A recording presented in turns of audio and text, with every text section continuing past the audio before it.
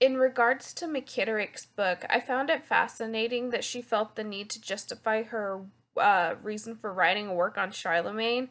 Like some people in the field would feel that it was a necessary advancement of scholarship on the topic. After reading her preface, I looked her up to see what types of scholarship she had contributed in the field, and she is a very accomplished for someone who came off as insecure about her topic in the introduction. In addition to feeling the need to justify why she was writing on the topic in the first place, she also felt the need to justify using sources that were from later dates instead of just using sources that had existed either during or right after the reign of Charlemagne. This need for justification I can understand. So this one I understand, the one before I don't really.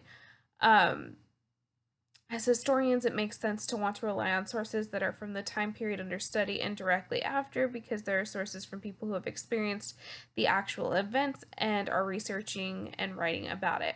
However, when the focus of McKitterick's work is to debunk a lot of myths about Charlemagne, it helps to be farther removed from the original sources, less inherent bias right away.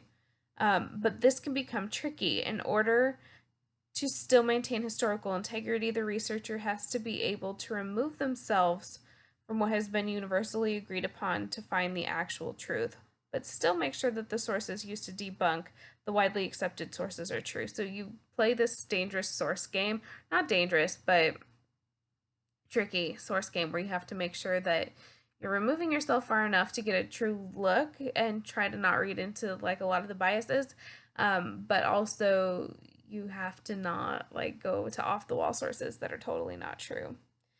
There would need to be an extra level of scrutiny on these farther removed sources to make sure you're not getting off the wall things.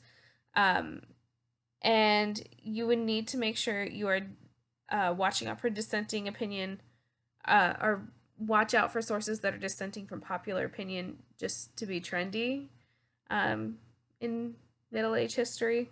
I argue that McKitterick did a fantastic job with approaching the sources, and the aforementioned unique layout of her book had a lot to contribute to that as well.